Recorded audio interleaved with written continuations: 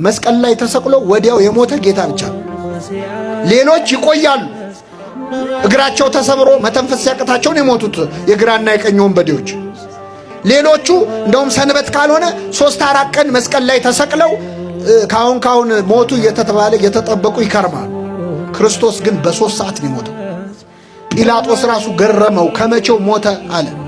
ከመቼው ሞተ አለ። ለምን ቶሎ እንደሞተ ታውቃላችሁ? 6666 ጊዜ ተገርፎ ኃይሌ እንደ ገል ደረቀ እንዳለ ክርስቶስ ደክሟል፣ ዝሏል። ምክንያቱም ተገርፏላ። የተገረፈው እኮ ክርስቶስ እኛ ለቡሄ በምናጮኸው ጅራፍ አይደል። ሮማውያን የሚገርፉበት ጅራፍ እሾህ ያለበት እኮ ነው ጅራፉ ራሱ። ሚስማር ያለበት የሾሉ አጥንቶች ያሉበት ሰውነት ላይ ካረፈ በኋላ ስጋ እየነጨ የሚነሳ።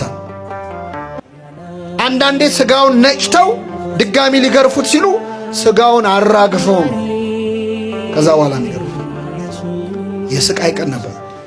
ስለዚህ በ3 ሰዓት ውስጥ መስቀል ላይ ስጋ የተሰቀለ እኮ ነው የሚመስለው። ባየነው ጊዜ እንወደው ዘንድ ደምግባት የለውም፣ መልክና ውበት የለውም ነው የሚለው እኮ። መልክና ውበት ብቻ አይደለም፣ መልክም አልነበረው። ሲያዩት አይመስልም፣ ተሸፍኗል በደም።